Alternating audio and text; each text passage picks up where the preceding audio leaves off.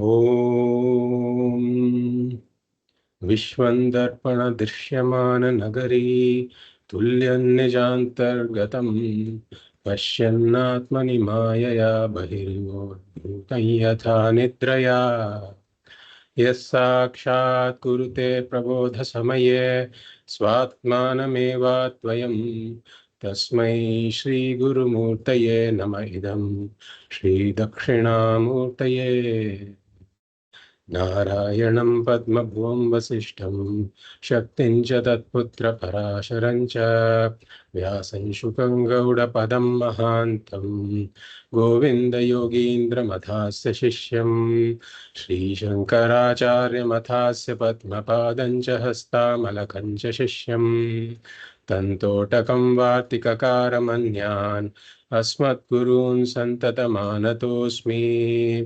श्रुतिस्मृतिपुराणानाम् आलयं करुणालयं नमामि भगवत्पादं शङ्करं लोकशङ्करं शङ्करं शङ्कराचार्यं केशवं बादरायणं सूत्रभाष्यकृतौ वन्दे भगवन्तौ पुनः पुनः परब्रह्मनिष्ठं स्वतो धर्मनिष्ठं अहिंसैकनिष्ठं स्वशिष्यै सुजुष्टं यतीनां वरिष्ठं गुरूणां गरिष्ठं दयानन्दरूपं मदाचार्यमीडे नमः श्रीपरमार्थाय संसाराध्यासनाशिने श्रोत्रियब्रह्मनिष्ठाय तस्मै ब्रह्मविदे नमः सदाशिवसमारम्भां शङ्कराचार्यमध्यमाम् अस्मदाचार्यपर्यन्तां वन्दे गुरुपरम्पराम् ॐ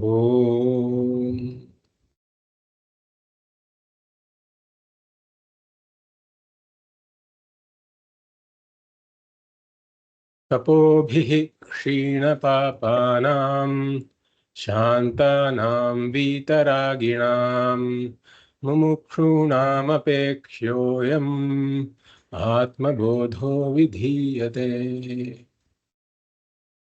तपोभिः क्षीणपापानां शान्तानां वीतरागिणां मुमुक्षूणाम् अपेक्ष्योऽयम् आत्मबोधो विधीयते।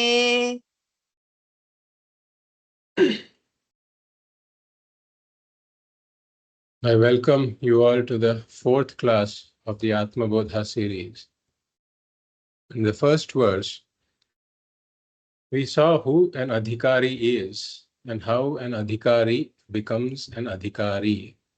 Tapobhihi, through a life of tapas. And here, tapas means through a life of karma yoga. An adhikari becomes an adhikari. And what makes this person an adhikari? First of all, he is a mumukshuhu. A mumukshuhu is one who has discovered the problem of samsaraha. The discovery of the problem of samsaraha is the discovery that the struggle to gain this purnatvam, this unconditional fulfillment that I'm looking for, is a never-ending struggle when I'm looking for it in the realm of arthaha, kamaha, and dharma. So now the mumukshuhu has come to realize that through this pursuit of arthaha, kama, and dharma, I cannot gain this purnatvam. So he is now looking to gain this purnatvam through some other means other than arthaha, kamaha, and dharmaha, although it is not yet entirely clear to him what that means is and how to go about it. So such a person is a mumukshuhu. And the fact that he has discovered that arthaha, kamaha, and dharmaha cannot lead me to the purnatvam that I am seeking for, that what cannot lead me to purnatvam, the clarity is there, the maturity is there, and therefore he is also a viveki. So he doesn't have the defects of the intellect that cause delusions in terms of priorities and goals of life. So for him, artha, kamaha, and dharma is no longer the predominant goal of life. So he is a viveki, and such a person was called a kshina papa. The defects of the intellect that cause delusion in terms of priorities and goals of life are not there for such a person. And then he has deprioritized these pursuits. He is no longer clinging to them, no longer longing for them, no longer depending on them. Therefore, he has also got vairagya. Therefore, he is called a vitaragin. And shantanam. He has got some of these other qualifications like shamaha, damaha, etc. Such a person is an adhikari. Pariksha lokan karmachitan brahmanah nirvedamayat nasti akrita kritena tad vijnanartham sa gurumeva bhigachet. There's the Upanishad. So such a person has examined the goals, the experiences that life brings. Pariksha lokan karmachitan, the experiences that can be gained through karma in the field of artha, kama, and dharma. And he has developed a certain dispassion for these pursuits, nirvedamayat. And he has come to the understanding, nasti, akrita kritena, through these karmas, I cannot obtain the purnatvam that I am looking for. Therefore, Upanishad says, tad vijnanartham sa gurum eva abhikachet. He has to come to a guru to understand, now what next? How do I go about this? So this is where the second verse comes in. Bodhonya sadhanebhyo hi sakshan mokshaika sadhanam akasya vannivat jnanam vina moksho na siddhyate. It very clearly says in black and white that moksha cannot be obtained without jnanam. So why is it saying so? Because in the vision of Vedanta, moksha comes under the category of already accomplished. It is the accomplishing of the already accomplished, as opposed to accomplishing of the unaccomplished. So artha, kamaha, and dharmaha all come under accomplishing the unaccomplished. Apraptasya praptihi. I don't have artha, I have to do something to gain it. I don't have kamaha, I have to do something to gain it. I don't have punya, dharma, I have to do something to gain it. And then moksha doesn't come under such an accomplishment. Because in the vision of Vedanta, you are already purna. You are already full, complete, limitless. But one is thinking that I am not purna.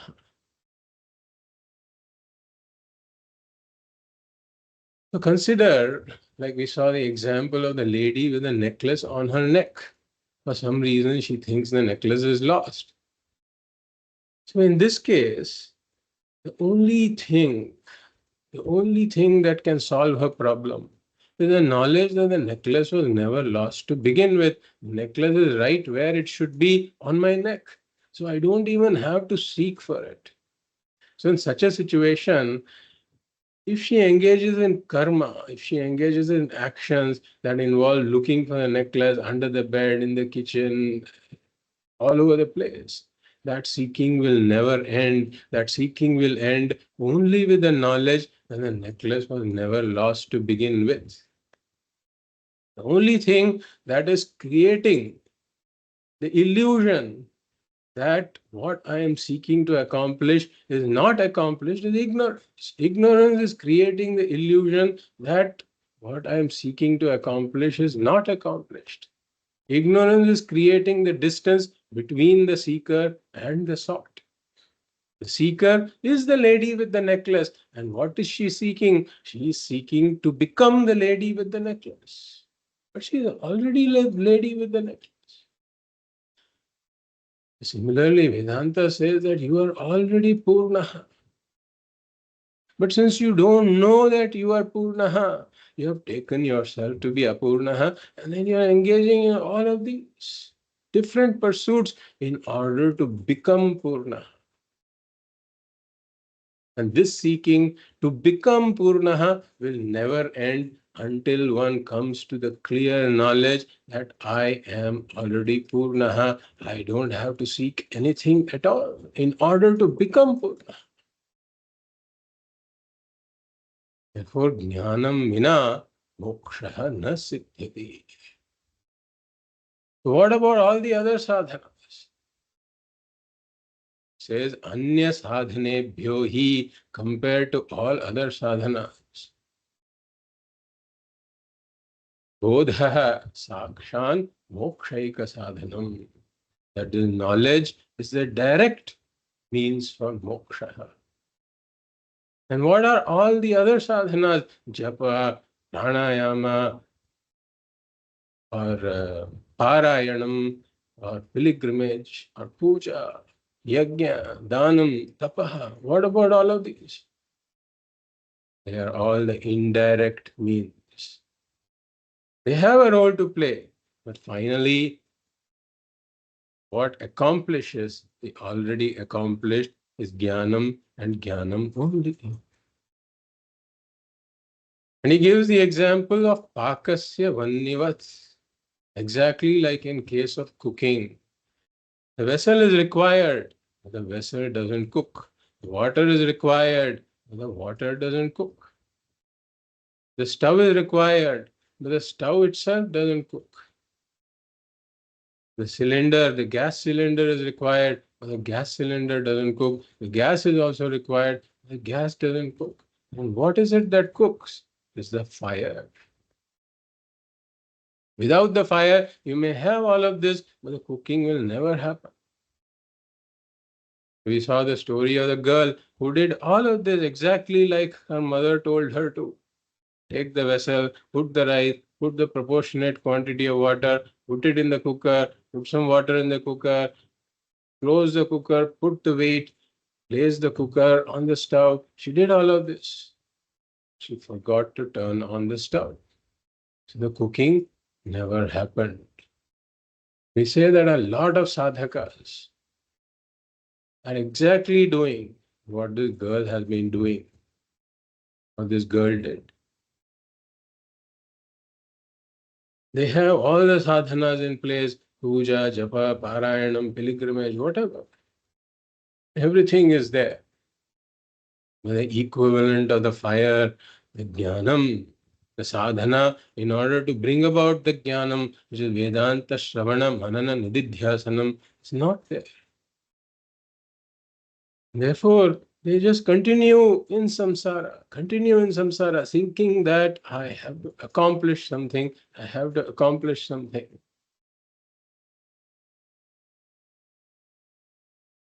And like we saw, many people actually develop a certain allergy for jnanam, a certain allergy for the study that involves, that leads to this jnana, which is very unfortunate.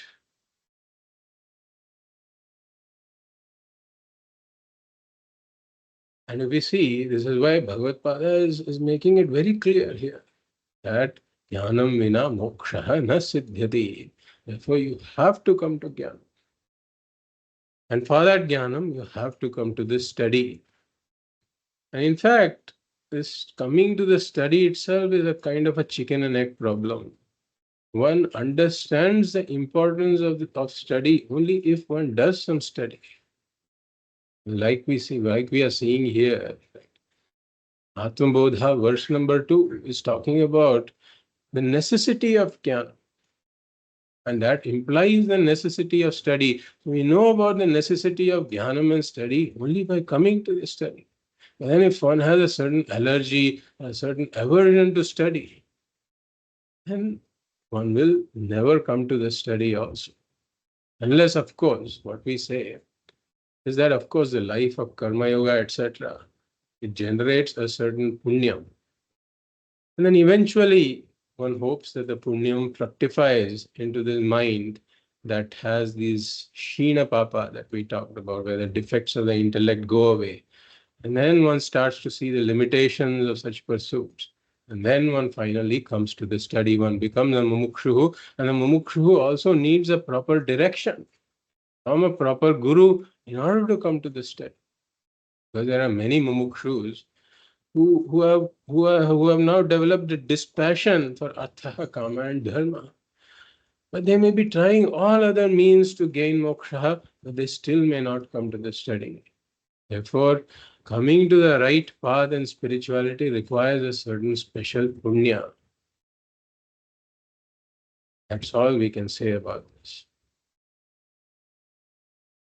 So the second shloka emphasizes on the necessity of jnanam, the indispensability of knowledge. As Swamiji puts it, Swamiji says, moksha is eka sadhana sadhyam. Meaning moksha has a goal, all right. It is a goal, it is a sadhyam. But it is eka sadhana sadhyam, meaning it's a goal that is accomplished only through one means, and that means is jnanam. So now we'll come to the second verse that continues, the third verse that continues on a similar theme, except that it talks about karma. So I read that. Avirodhitaya karma अविरोधितया कर्म na vidyam vinivartayet नाविद्यां विनिवर्तयेत् vidya vidyam nihantyeva विद्या विद्यां निहन्त्येव tejastimirasanghvat. तेजस्तिमिरसङ्घवत्. So here one may raise an objection. And why are you insisting on Vedantic study? Perhaps karmas, through some special, very, very special karmas that have some special capability. Perhaps they can also remove this ajnanam that you're talking about. So here we'll quickly refer to the tika. So if we see the tika, the Atma Bodha tika, which is in the same folder, then there, if you look at the the tika on the third verse,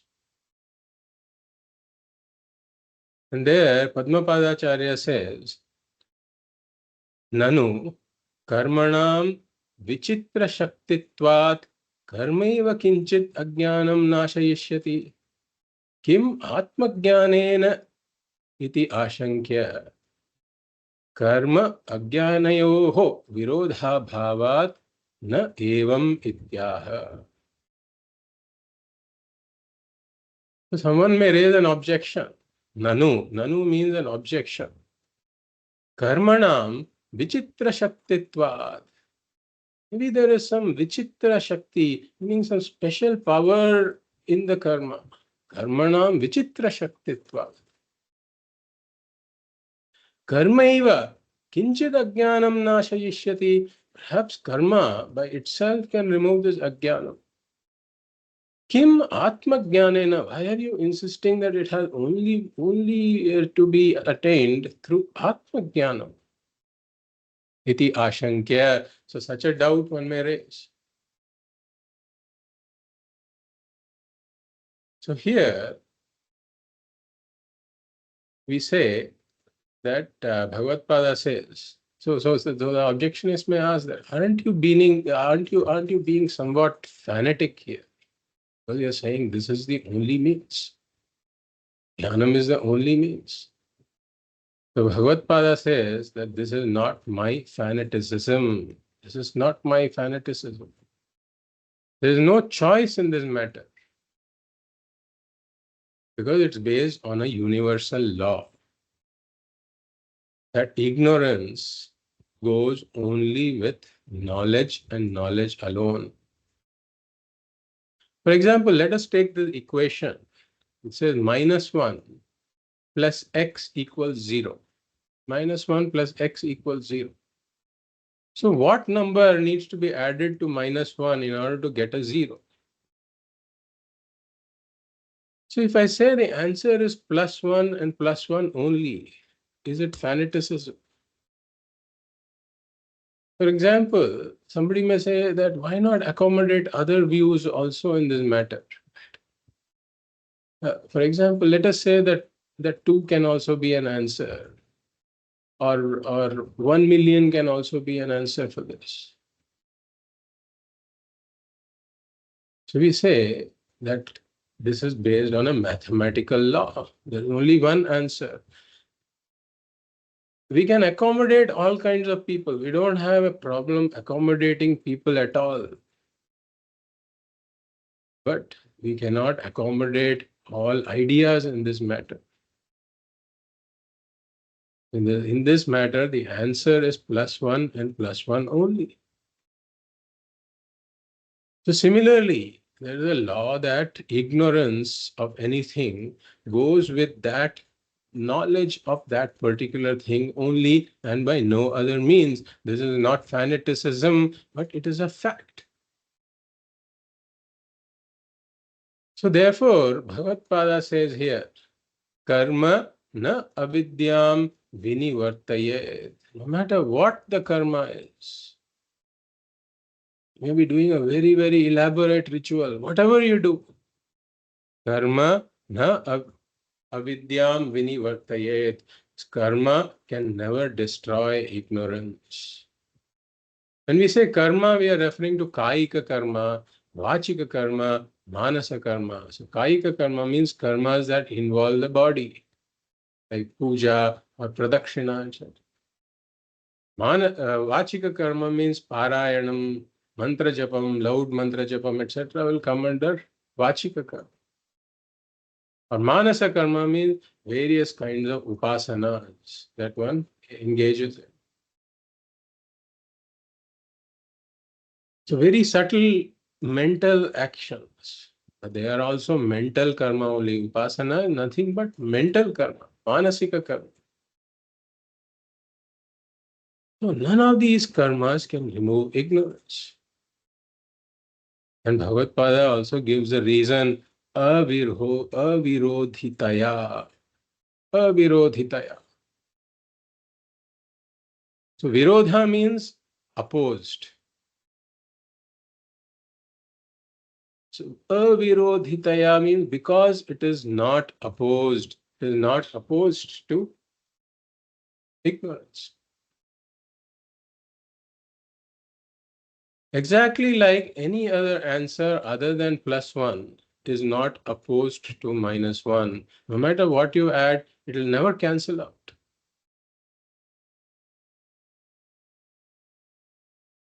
So what is the reason? Why do we say that karma is not opposed to ignorance? We say the answer is that karma is born out of that ignorance. Karma is a product of ignorance. How is this the case? How is karma a product of ignorance? So you see the sequence of questions here, right? The first statement is, pratigya statement is that karma cannot destroy ignorance. So you ask why? Bhagavad Pada says, avirodhitaya, karma is not opposed to ignorance. The next question is, why is karma not opposed to ignorance? The answer for it is that karma is a product of ignorance. Next question is, why is karma considered to be a product of ignorance? So let us go back to our favorite example of the roped snake. So here, I don't see the rope as a rope. There is rope ignorance. Ajnanam is there. And as we said, that samanya jnanam is there, meaning there is something here that samanya jnanam is there. But the Vishesha Jnanam that this is a rope is not there. So as we have said, when Samanya Jnanam is there, but the Vishesha Jnanam is not there, then it is invariably followed by a mistake. The mistake is, I say this is a snake. This is called adhyasa or superimposition or a mistake. So rope ignorance, Vishesha Jnanam that this is a rope is not there. Rope ignorance is there. Ajnanam is there. Ajnanam is followed by adhyasa, superimposition, mistake, that this is a snake. Then actions or karmas follow based on the superimposition. Having seen the snake, certain actions arise out of my seeing the snake, like screaming, beating it, running away from. All of these actions are arising from my vision of the snake. So we say that such actions are incapable of removing the snake or the rope ignorance, because they are born assuming that the snake is real. They are only a magnification or an amplification of the rope ignorance. They only preserve and reinforce the ignorance. They are not opposed to the false snake or the ignorance. So only the right knowledge, the Vishesha Jnanam that this is a rope, only that Jnanam removes this entire chain reaction. Like one domino falls and then that is followed by all the other dominoes falling.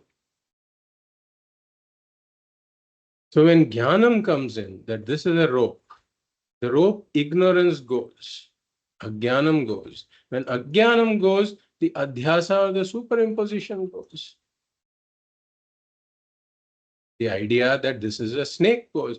And then when the idea that this is a snake goes, then all the actions that ensue, that follow, that are born out of the idea of the snake, those actions also go. Once one has seen that it is a rope, one is no longer going to scream, no longer going to beat it, no longer going to collect this crowd. So we can see very clearly how all of these actions are a product of ignorance. So now let us replace the rope with me, this I, myself. Now I have the Samanya Jnanam that I am, but I lack the Vishesha Jnanam of who I am. So in this scenario, I don't see myself as I am. I don't know myself basically. Vishesha Jnanam is missing, so Atma Ajnanam is there. Self-ignorance is there. So this ignorance, Atma Ajnanam, is followed by a superimposition, mistake, adhyasa about myself.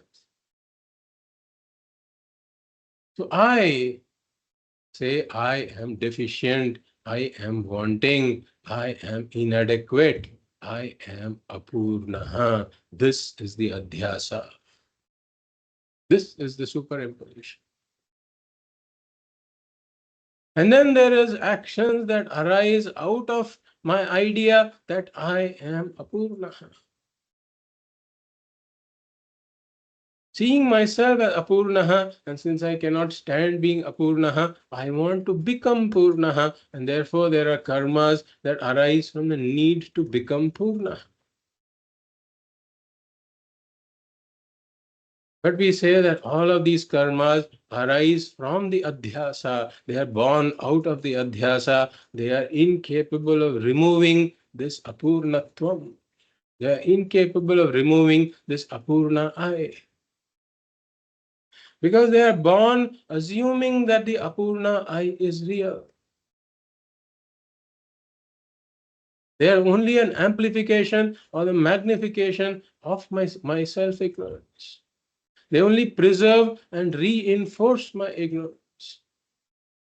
They are not opposed to this apurna I because they are born out of this apurna I. avirodhitaya. That's why karmas are not opposed to the ignorance. So what is the sequence here? Atma Ajnanam or avidya is there. Out of avidya, this adhyasa of apurṇatvam comes about. Out of this apurṇatvam, there is a need to become purnaha. I see myself as apurnaha, so I have to become purnaha. This is the kama or desire to become purnaha. And out of this desire to become purnaha arise the various actions. So if we look at the father of action, the father of karma is kamaha, or this desire to become purnaha. Now, what is the father of this desire to become purnaha? It is my sense of apurṇatvam, this idea that I am apurnaha. And how does this idea that I am apurnaha originate? Because of avidya or atma ajnanam. So the mother of this idea that I am apurnaha is this atma ajnanam. So if we see, the child of Atma Ajnanam is apurṇatvam. The child of apurṇatvam is this desire to become purnaha, and the child of the desire to become purnaha is karma. So karma is the great grandchild of avidya. Avidya is karma's great grandmother. So karma has the same DNA. It's from the same clan. This clan of ignorance, this family of ignorance, it shares the same DNA as ignorance. Ignorance, the DNA of ignorance perpetuates from generation to generation. So all these actions that are a product of ignorance, they are not opposed to ignorance. They cannot destroy this ignorance DNA because they are carrying the ignorance DNA. They only amplify, magnify, reinforce, and preserve the ignorance. That is why we say that karma, such karma binds. It is not capable of freeing me from this bondage that arises because of ignorance. So in spite of all these accomplishments, doing this karma, that karma, accomplishing this in the field of arthaha, kamaha, and dharmaha, I remain apurnaha, avirodhitaya. These karmas are not capable of removing the root cause, which is ignorance. So only the jnanam and jnanam alone, that I am purnaha, it decimates this entire chain reaction. When one knows that I am purnaha, when this vishesha jnanam comes in, that I am purnaha, then it removes the sense of apurṇatvam altogether. When the sense of apurṇatvam goes, there is no desire to become purnaha. The kamaha goes. When the kamaha to become purnaha goes, all the karmas that follow from this desire to become purnaha also go. A jnani never does anything in the world in order to become purna.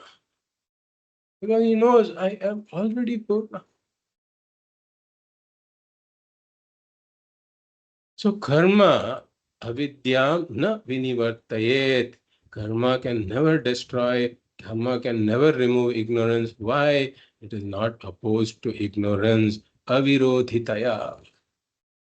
And what is it that removes ignorance? Bhagavad Pada says, Vidya eva avidyam nihanti. And knowledge alone removes this avidya. This is the law. And knowledge alone removes ignorance. For many goals, there are multiple paths to achieve that goal. For example, if one has to go to the Kumbh Mela, this was happening a few months ago. So a lot of people had this question, how do I go to the site of the Kumbh Mela? So then there are multiple ways to get there. You can go to Varanasi and then take a car from Varanasi, or you can go to Lucknow and then drive from Lucknow to the site of the Kumbh Mela, to the Triveni Sangam. Or you can go to Prayagraj directly, and from Prayagraj you can drive to the Triveni Sangam. And at that point, everybody was thinking about what is the best route to get there to avoid all the traffic jams, etc. So when you have to reach some place, then there are multiple paths to get there. But for some goals, multiple paths are not there. For some goals, so this kind of a goal where I have to get to the Kumbh Mela can be called a multi-pathed goal. Multi-pathed goal. There are multiple paths to get there. Aneka sadhana sadhyam, as Swamiji puts it. Some goals are aneka sadhana sadhyam, meaning that some goals can be reached through multiple paths. But for some goals, there is only one path to get there. Like we said, okay, if your goal is to add something to the -1 and cancel it out so that the result is 0, how many paths are there for this? There is only one path, add a +1. So removal of ignorance also falls under this category. If somebody says you're being fanatic, you're saying that I should add only plus. You're saying you should add only +1 to this, -1 to get a 0. You're being fanatic. And in such context, Pujya Swamiji says, I'd rather be a fanatic than a lunatic. So in such situation, I'd rather be a fanatic. It's all right. I prefer to be a fanatic. So some goals only have one path to achieve that goal. Like the lady with a necklace. How many ways can she find her necklace is already on her neck? Only solution. Know that it's already on your neck. All of your seeking for other solutions stops with that knowledge. So when ignorance is the problem and knowledge alone is the solution, that's why Bhagavad-pada is saying vidya eva avidyam nihanti. That eva is basically Bhagavad-pada saying I'd rather be a fanatic than a lunatic. And there's only one means for this. Vidya eva avidyam hanti. So Bhagavad-pada here gives another example of a single pathed goal. Tejas timira sanghavat. Tejas timira sanghavat. Meaning that if I am in a dark room and I have to remove this darkness, then how many ways are there to remove this darkness? Let's say somebody says, I'll catch hold of this darkness and drag it out of the room. Or there's somebody else who comes up with the proposal that let's all do Shirshasana in the dark room and the darkness will go. Or let's all do Sandhya Vandanam in the dark room. Whatever you do, the darkness will not go by any other means other than bringing the light in. The moment the light comes in, the darkness goes. So there is no other way. So Tejas Timira Sanghavat, exactly like bringing in light is the only way to remove darkness. Similarly, the only way to remove ignorance is through knowledge and knowledge alone. So this is the third verse. Summary is knowledge that karma can never destroy ignorance. Because karma is not opposed to ignorance. Karma is a product of ignorance. Karma is a great grandchild of ignorance. It shares the same DNA as ignorance. Therefore, it cannot remove ignorance. And knowledge alone destroys ignorance like light destroys darkness. So let's come to the fourth verse now. Parichinna iva jnanat. परिच्छिन्न इव ज्ञानात् तन्नाशे सति केवलः तन्नाशे सति केवलः स्वयं प्रकाशते ह्यात्मा स्वयं प्रकाशते हि आत्मा मेघापायेषुमानिव मेघापायेषुमानिव.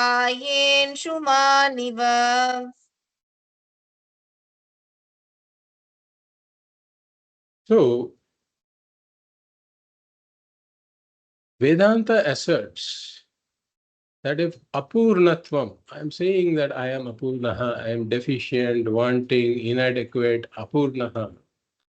So if apurṇatvam was really my nature, apurṇatvam is really by my nature, then I can never become purnaha. Exactly like we say fire is hot. Heat is the nature of fire. So we have identified the true nature of something, like heat is the nature of fire. Then we will never ever be able to make fire something other than hot. Or sweetness is the nature of sugar. Since sweetness is the nature of sugar, we cannot even think of sugar being something other than sweet. So the nature of something by definition, the swarupa of something is that which cannot be changed. So if apurṇatvam was my nature, then I can never become purnaha no matter what I do. No matter what I do.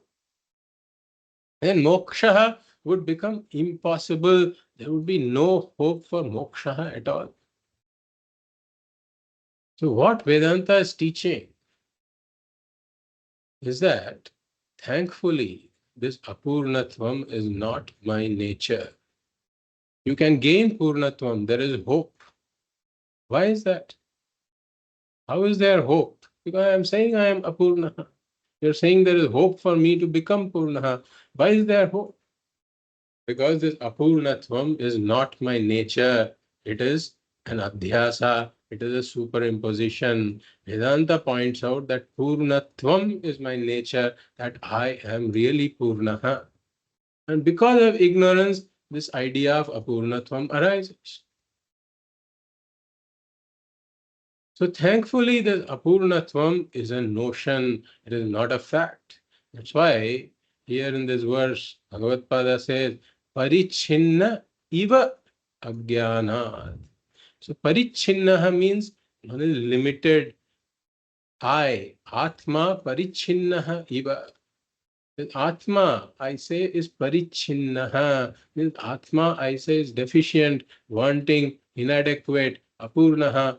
I say I am deficient, wanting, inadequate, apurnaha. When I say I am really referring to the Atma. So parichinnaha iva, Atma parichinnaha iva. So this I appears to be limited, appears to be apurnaha. The word iva means it appears to be apurnaha, as though limited. So this sense of limitation is not a fact, it is a notion. And thank God that it's a notion. Because if it was a fact, then moksha would become impossible. All the sadhanas would become useless. Vedas would become useless. Because no matter what you do, you will never gain purnatvam if it was a fact, if it was my nature. Thankfully, it is not my nature. Why does this notion of apurnatvam arise? Parichinnaha iva ajnanat. Ajnanat here means atma ajnanat. It arises because of self-ignorance. The ignorance of my fullness, completeness, limitlessness. This ignorance is the root cause. And this alone progresses to this adhyasa of my apurnatvam. And this alone causes me to engage in all these karmas to become purnaha. But these karmas are all avirodhi. They can never remove my sense of apurnatvam. So this sense of apurnatvam continues. This is what we are calling samsara, the sense of apurṇatvam, this being deficient, wanting, inadequate, continuous, no matter what I do in this world. That all because of this Atma Ajnanam. So because of my ignorance that I am Purnaha, I am limitless, full and complete. Because of ignorance, I take myself to be the limited body and the mind. And then I'm engaging in all of these karmas in order to become Purna. And I'm suffering, struggling in samsara. So there is exactly like in dream. In dream, I'm not aware of the fact that I am really the waker. This waker ajnanam is there in dream. What happens because the waker ajnanam is there? I identify myself with the dream body and the dream mind in this dream world. And then I am struggling in the dream world. So all of these dream problems in the dream world are because of my ignorance that I am really the waker. So parichinnaha iva ajnanat. And tannashe sati kevalaha. So when this ignorance is destroyed, means when I wake up from the dream, I find that this dream was my own projection. When I really find that I am the waker, not this dream individual I had taken myself to be, then I realize that the entire dream world has emerged out of me. The entire dream world was sustained by me, and the entire dream world went back into me. So, as the waker, I am the creator of the dream world, sustainer of the dream world, and the resolver of the dream. And I find that I am liberated from all of the problems of the dream world. Once I have woken up, once I identify that I am really the waker. Tannashe sati. So when this ignorance is destroyed, then kevalaha. I see that I alone am in relation to the dream world. The dream world was never separate from me. I am the waker, and this dream world was dependent. The entire dream world is dependent upon me. So similarly, here as well, when the Atma Ajnanam goes, Tannashe Sati Kevalaha, meaning I come to the understanding that I belong to a higher order of reality. And the entire world belongs to a lower order of reality. I am Satyam, this entire world is Mithya. I alone have independent existence. This entire thing is dependent upon me for its existence. I belong to a higher order of reality. This is in a lower order of reality. Everything here, including my own body and mind. And what is in a lower order of reality cannot touch the higher order of reality. Exactly like the coming and going of ornaments can never fundamentally affect the gold. The mirage water can never affect the sand, can never wet the sand. The dream can never affect the waker. Exactly in the same way, this entire world cannot affect me because I alone am really speaking. Kevalaha. I alone exist. All of this only appears to exist. It depends upon me for its existence. I am Satyam. Everything else is Mithya. Atma Satyam Tadanyat Sarvam Mithyati. So Atma is Kevalaha. Therefore only I am Purnaha. I see myself as full, complete, limitless. It's not that I become, I understand that I was always full, complete, limitless, but because of my ignorance, I had identified with the limited equipments and thought that I was limited, Apurna. And therefore, as this Satyam, I understand that I am eternally liberated from all mithya. Eternally liberated from all that is mithya. Because nothing can touch me, nothing can affect me at all. Therefore, Kevalaha, I alone exist independently, I alone am. This is the knowledge that one comes to Tannashe Sati when the Atma Ajnanam goes. And then Swayam Prakashate Hi Atma Megha Payen Shuman Iva. The Swayam Prakashate Hi Atma. So here there's a somewhat subtle discussion that we need to get into in order to understand Swayam Prakashate Hi Atma.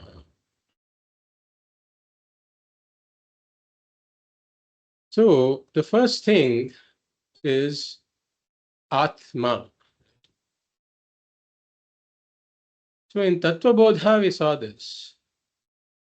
Atma kaha स्थूल सूक्ष्म कारण शरीराद् व्यतिरिक्तः पंचकोशातीतः सन् अवस्थात्रय साक्षी सच्चिदानंद स्वरूपः सन् यस्तिष्ठति स आत्मा. So Atma is other than Sthula Sukshma Karana. Sthula Sukshma Karana Sharirad Vyatiriktah is not this gross body, it is not this subtle body, it is not even this causal body, Karana Sharir.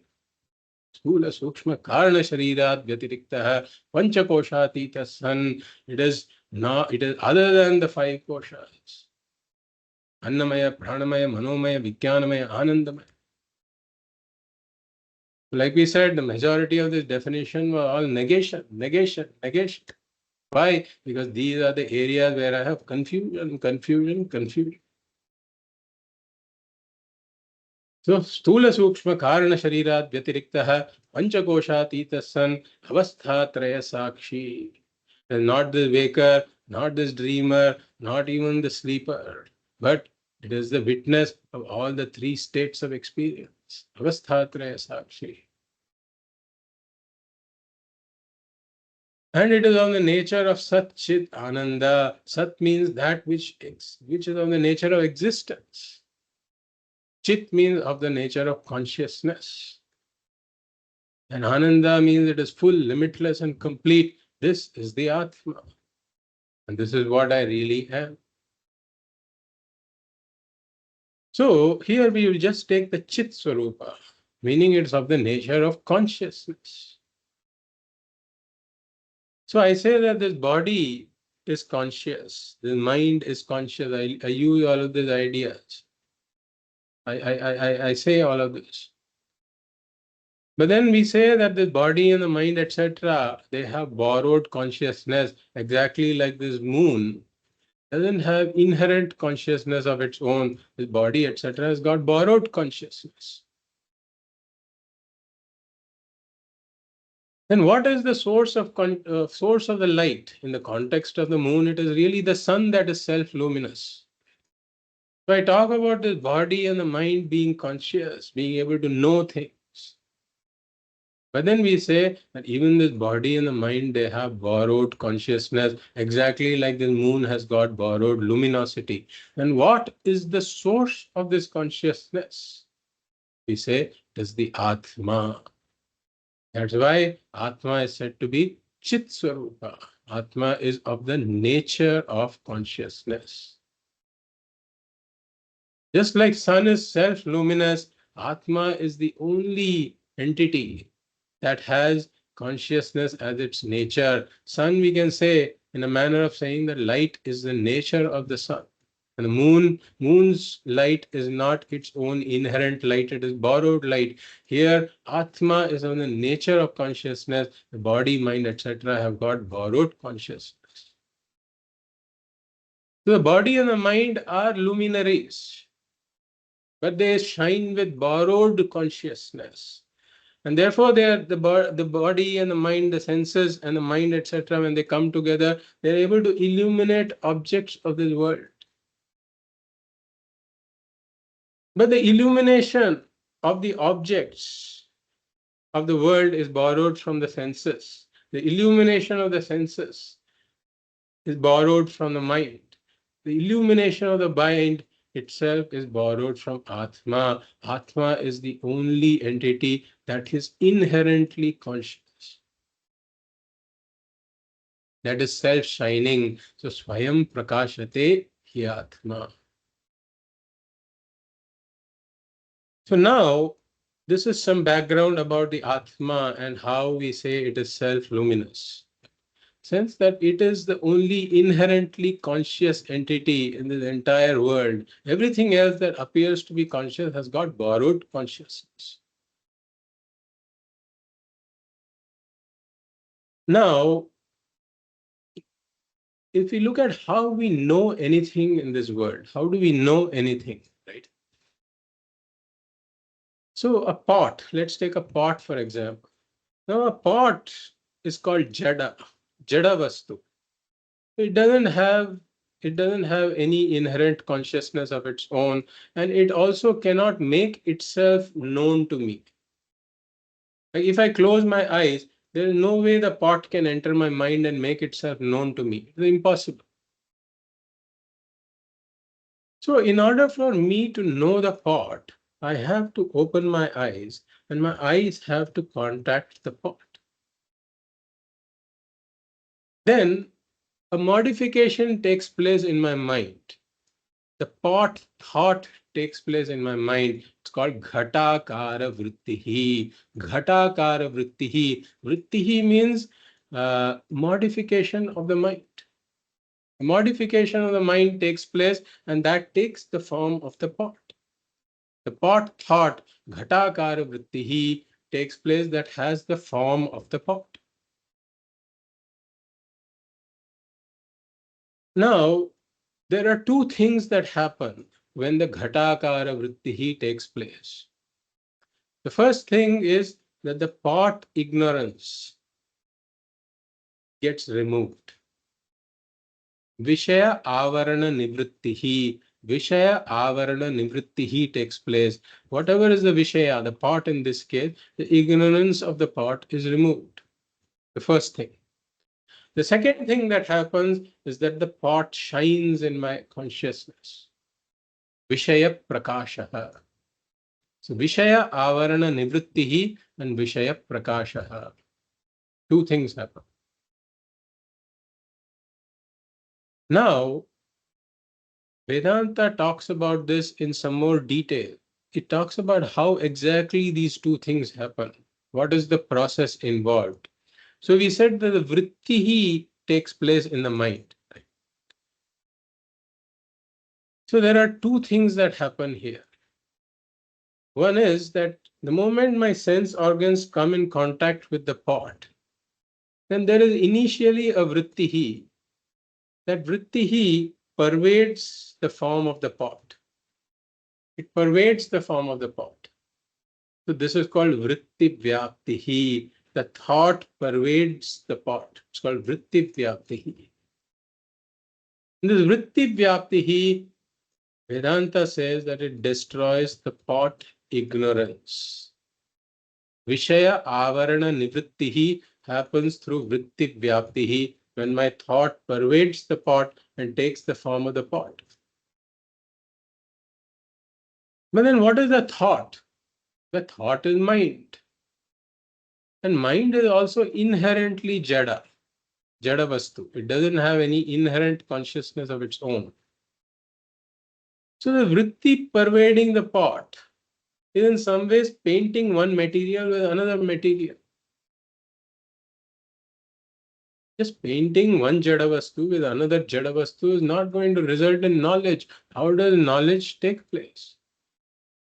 We say there is another step involved. We also discuss that the mind is subtle matter.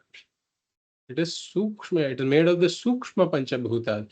The sukshma panchabhutas have the capability of reflecting this consciousness. That's what we call borrowed consciousness. Exactly like the moon's luminosity is borrowed. The sukshma mind borrows consciousness from Atma. So when this thought pervades the pot, this thought is imbued with this borrowed consciousness. So this borrowed consciousness also pervades the pot. This is called phala vyāpti. So first the thought pervades the pot. This is called vṛtti vyāpti. But along with the vṛtti, the borrowed consciousness also pervades the pot. This is called phala vyāpti. And this borrowed consciousness that pervades the pot is what makes the pot shine in my consciousness. This is how a jada vastu shines in my consciousness. Vishaya prakasha happens due to phala vyāpti, where the borrowed consciousness pervades the pot. Consciousness is the only self-shining entity in this world. Swayam prakasha. So now, this is how any object, general object, is known. There are two steps. The ignorance has to go and the object has to shine in my awareness. Vṛtti vyāpti and phala vyāpti. Now, how is the Atma, when it comes to Atma Jnanam, what happens? Right. So we say that for Atma Jnanam also, a thought is needed. A thought is needed.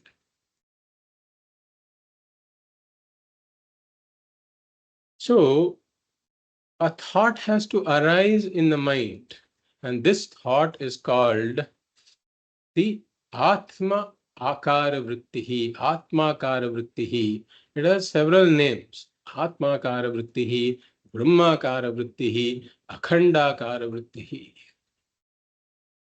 or Aham Brahmasmi Vṛtti. This thought has to arise in the mind. So really speaking, we say that any unknown object is concealed by ignorance. So ignorance is like a cover that conceals any object. So in case of the pot also, if pot ignorance was there, when I have closed my eyes, I have not seen the pot, then pot ignorance conceals the pot. That's why the pot cannot present itself to me. So vṛtti vyāpti removes this pot ignorance. When the pot is pervaded by the thought, the pot ignorance is removed. And phala vyāpti then makes the pot shine in my consciousness. Now, Atma is also concealed by Atma Ajnanam. That's why we say Atma is not properly known. The Vishesha Ajnanam is there, even though Samanya Jnanam is there. So now a modification of the mind has to arise in the form of this Atma Akara Vṛtti, Brahma Akara Vṛtti, Aham Brahmasmi Vṛtti. This modification has to arise in the mind.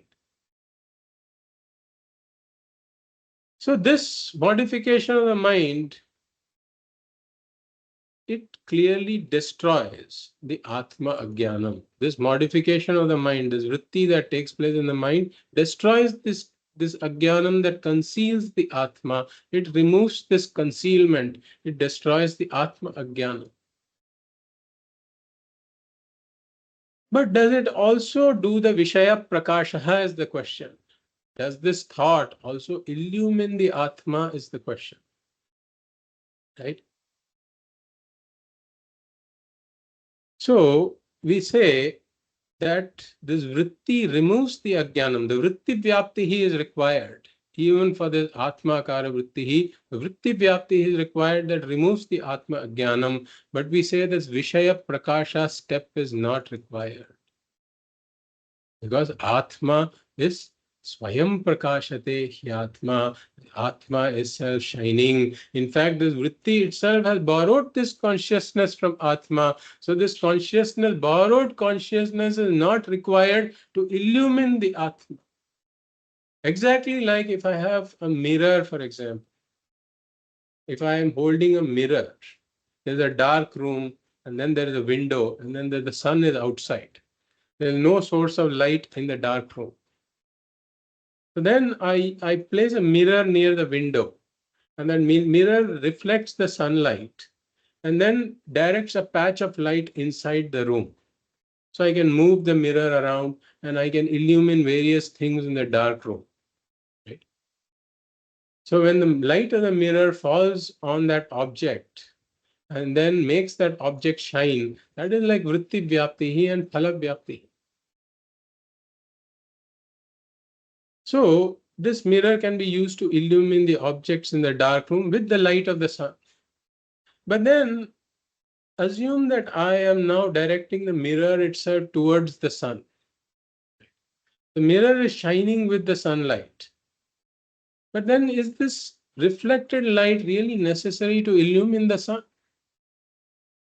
That would be ridiculous to say that I have to use this reflected light from the sun to illumine the sun. Reflected light itself is a small portion, a minuscule portion of the sunlight, the all-pervading sunlight. So in a similar way, we say that this Atmakara vṛttihi, Aham Brahmasmi vṛttihi that arises in the mind, it only has one function, to destroy this ignorance of the Atma. It removes the concealment of the Atma Ajnanam, but it has no function in terms of illuminating the Atma itself, because that vṛtti itself is shining with the light of the Atma only. So Atma is Swayam Prakashaha, Swayam Prakashate Hyatma. Atma is self-shining, Atma is self-evident. We can take another example here, a slight variation of this example that we discussed about the mirror and the dark room. So assume that I have a torchlight I'm taking in a dark room, but everything in the dark room is covered with a cloth. Everything in the dark room is covered with its own cloth. There is a cloth covering every object. So now, if I shine the torch, before I shine the torch, I have to remove that cloth and then I shine the torch. Then the object is illuminated. So I have to do this for every object. I remove the cloth and then I shine the torch. Remove the cloth, shine the torch. This is vṛtti vyāpti and phala vyāpti. But now consider an object like a lamp. Now there's a lamp in the dark room that is covered with a cloth. So now I remove the cloth. So the cloth is removed. But now I don't have to shine the torch on the lamp. The lamp is self-shining. So just the removal of the cloth is enough. So we say similarly, this Atmakara vṛttihi tannashe sati, and the ignorance is removed. This Atmakara vṛttihi does one function, it removes the ignorance. The ignorance is removed, there's no need to illuminate the Atma. The Atma is self-shining. Atma is self-evident. Swayam prakashate hyatma. And there is another way to look at this also, that in order to know the pot, etc., I use my senses to know that the pot is there. But to know I am there, to know that I am, I don't have to use my senses. For example, let's say we are sitting in a dark room, in a pitch dark room, and I cannot see my body, etc. I cannot see anything. And then somebody asks me the question, are you there? So at that point, I don't say that I'll consult my wife and I will tell you whether I am there or not. I spontaneously answer the question, yes, I'm there. I have absolutely no doubt whether I am there or not. So, whether Atma is there or not, Atma means what? It is the I. Whether I am there or not, I have absolutely no doubt about it. I'm very, very clear that I am there. I don't have to use my senses or a microscope or a telescope to know that I am. In fact, I am the one that uses all the means of knowledge. I am prior to using all my means of knowledge. Before I can use my eyes, ears, tongue, nose, whatever it be, shabda, sparsha, rupa, rasa, gandha. Before I can use any of my senses to know anything, I have to know I am there. And I know that I am there spontaneously. Because Atma is Swayam Prakasha. I don't need a means or knowledge to know that I am there. Swayam Prakashate Hyatma. But the problem is that so this is why we say Samanya Jnanam is there. Samanya Jnanam is spontaneous. Nobody has any doubt that I am there. So we don't say Vedanta is required in order to know the Atma is there. We don't need Vedanta to know that I am there. Vedanta is not required to establish the existence of the Atma. Every human being knows I am without any Vedanta or without any means of knowledge. The problem is I don't know who I am. And that is why Vedanta is required. So in absence of this Jnanam, I have Ajnanam. And when Atma Ajnanam is there, I don't stop with the I am. I make the mistake, I proceed to the step of the mistake. Ajnanam is always followed by adhyasa, and therefore I say, I am tall, I am short, I am fair, I am dark. Annamaya kosha adhyasa. I say, I am emotional, I am angry, I am sad, I am happy. So some of these things are these Manomaya kosha adhyasa. I am hungry, I am thirsty. Pranamaya kosha adhyasa. I am the doer, I am the enjoyer. I am the sleeper. All of this is this Vijnanamaya, Anandamaya kosha adhyasa. So I am always superimposing something or the other, saying I am this, I am that. This is why I also end up with I am apurnaha, I am deficient, I am wanting, I am inadequate. So we say that all of this superimposition happens.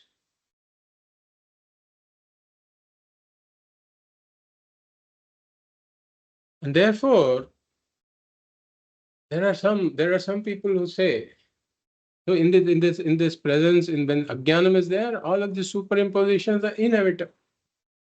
So because Atma is Swayam Prakasha, there are some people who will say, okay, then all you need to do is just go to Samadhi Avastha. Let me get out of this, all of these adhyasa, all of these superimpositions. Let me get out of it. Let me transcend my body. Let me transcend my mind. Let me transcend all the koshas and just go to Samadhi Avastha. And there, Atma is Swayam Prakasha, so Atma will shine by itself.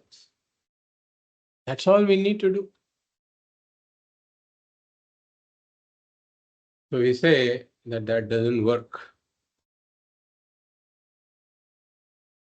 This is because surely in Samadhi, all of these are transcended. All of these limitations, they are forgotten for the time being. That's all right. In Samadhi, one will not feel apurnaha at all. But we say that the Ajnanam has not been destroyed. When one comes back from Samadhi, then the Ajnanam continues in a dormant form in Samadhi. And then that Ajnanam comes back. And the Ajnanam comes back, the Adhyasa comes back. One will again say, I am Purna. If we take the example of the rope and the snake, then rope ignorance is there because of which I see the snake. So in order to destroy the snake, rope knowledge is required. The rope is not opposed to the snake. The rope is not opposed to the snake. Only rope knowledge is opposed to the snake. This is a very subtle point that we have to know. The rope is not opposed to the snake. If the rope was opposed to the snake, then I should never see a snake. Because the rope would destroy the snake. The rope is very much there. But even though the rope is there, I see the snake. Why do I see the snake? Because rope ajnanam is there. How do I get rid of the rope ajnanam? I need knowledge of the adhishthanam of the superimposition. I need to know what is underneath the snake really. I need knowledge of the rope. Only knowledge of the rope will dismiss the snake. The rope is incapable of dismissing the snake. So we say that Atma happily coexists with Atma Ajnanam. Atma is not opposed to the Atma Ajnanam. A thing in a higher order of reality can never be opposed to a thing in the lower order of reality.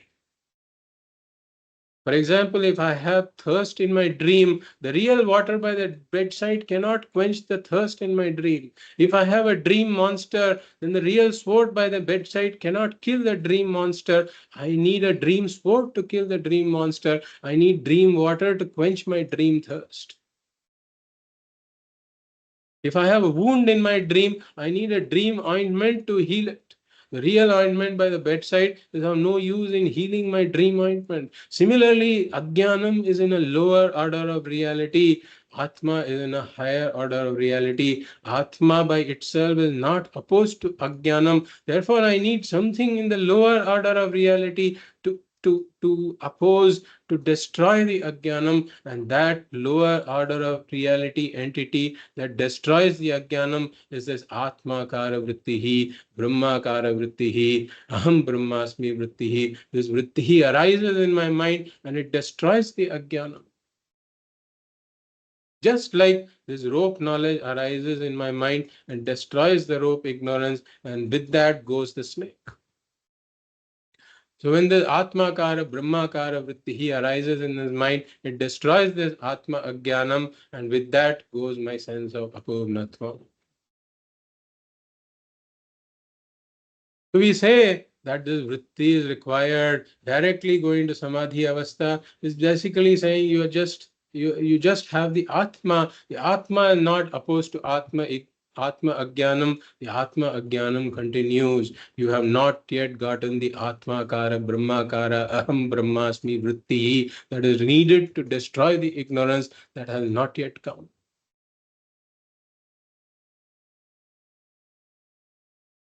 So then, how does that vṛtti come? We say, Vedanta Vakyaihi Satguru Padeshena cha. One has to do Vedanta Shravanam Mananam. Only through that the Atmakara vṛttihi will come. One has to be in the Jagrata Avastha. One has to listen to the Upadesha of the Guru along with Vedanta. That is when the Atmakara, Brahmakara vṛtti arises. The Mahavakya Vichara has to be done. So that is how this Brahmakara vṛttihi arises.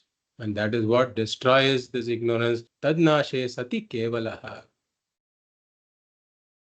And then Bhagavad gives an example here. Megha payen shumaniva.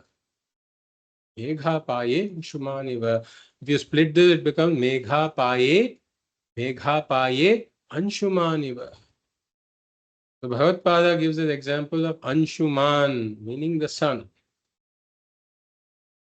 And Megha means clouds. Apaya means removal of the clouds. Megha paya means removal of the clouds. So let us say that there are clouds that are blocking the sun. So when the clouds are blocking the sun, one may say that the sun is dull.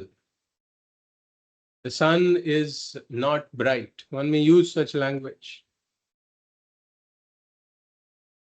But then assume that a wind comes. The wind comes and then it removes the clouds. When the wind removes the clouds, then the sun shines brightly. We say the sun has now become bright. But when the clouds were removed, did the removal of the clouds have any role to play in increasing the brightness of the sun?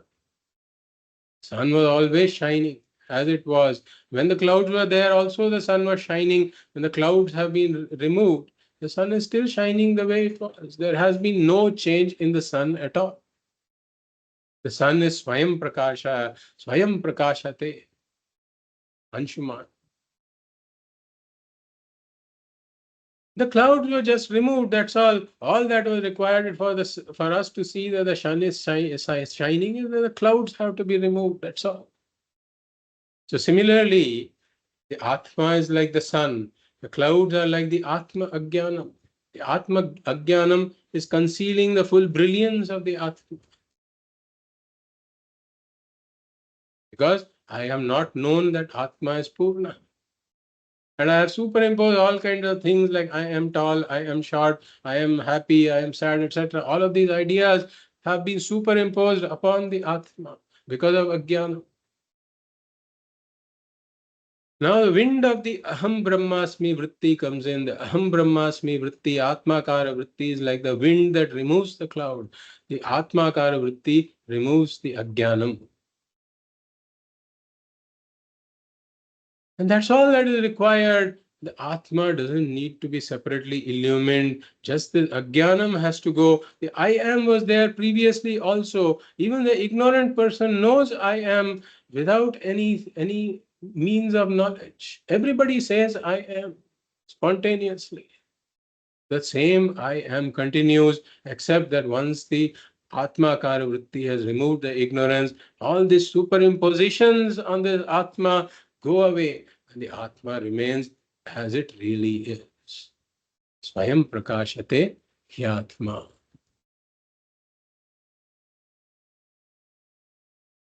And like we said, this Atmakara vṛtti has to come through this Vedanta Shravana Manana Nididhyasanam.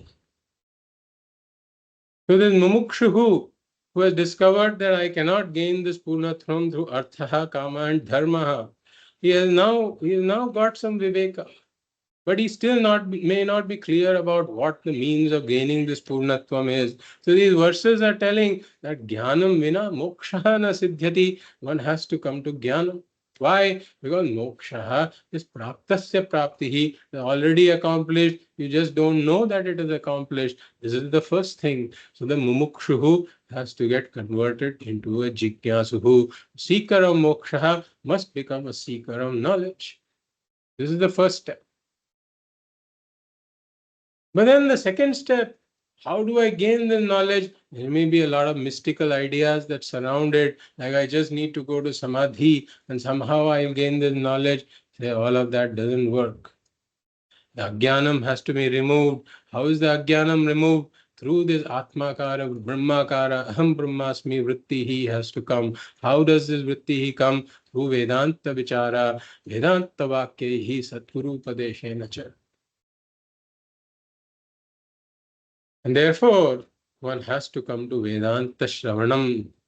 Therefore, this Mukshuhu has to become a Jigyasuhu. This Jigyasuhu has to become a Shushrushuhu. He has to come to Vedanta Shravanam, Mananam, and Nididhyasanam. This is the progression of the Mumukshuhu. These verses are trying to bring a certain clarity to the Mumukshuhu who is groping around, telling him what the way forward is.